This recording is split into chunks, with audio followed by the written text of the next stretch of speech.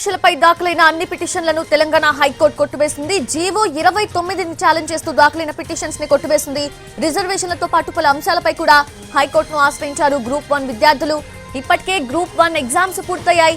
అయితే రిజర్వేషన్లు తేలేంత వరకు ఫలితాలు ప్రకటించకుండా ఆపాలని దాఖలు చేసిన పిటిషన్స్ ని హైకోర్టు కొట్టివేసింది. హైకోర్టు తీర్పుతో గ్రూప్ 1 ఫలితాలకు ఆటంకం తొలగినట్లయింది. ఈ ఏడాది అక్టోబర్ 21 నుంచి 27 వరకు కూడా గ్రూప్ 1 పరీక్షలు జరిగాయి.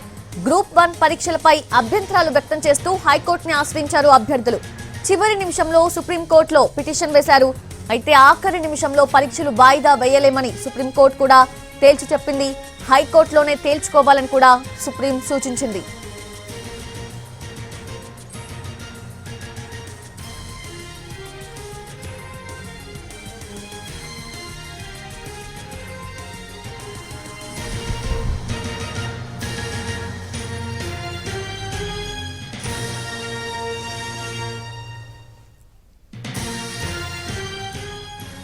గ్రూప్ 1 పరీక్షలపై దాఖలైన అన్ని పిటిషన్స్ ని తెలంగాణ హైకోర్టు కొట్టివేసింది. జీవో 29ని ఛాలెంజ్ చేస్తూ దాఖలైన పిటిషన్లను కొట్టివేసింది.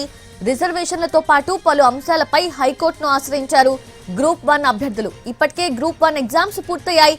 అయితే రిజర్వేషన్లు తేలేంత వరకు కూడా ఫలితాలు ప్రకటించకుండా ఆపాలని దాఖలు చేసిన పిటిషన్స్ ని హైకోర్టు కొట్టేసింది. హైకోర్టు తీర్పుతో గ్రూప్ 1 ఫలితాలకు ఆటంకం తొలగినట్లయింది. ఈ ఏడాది అక్టోబర్ 21 నుంచి 27 వరకు గ్రూప్ 1 పరీక్షలు జరిగాయి. గ్రూప్ 1 పరీక్షలపై అభ్యంతరాలు వ్యక్తం చేస్తూ హైకోర్టుని ఆశ్రయించారు విద్యార్థులు.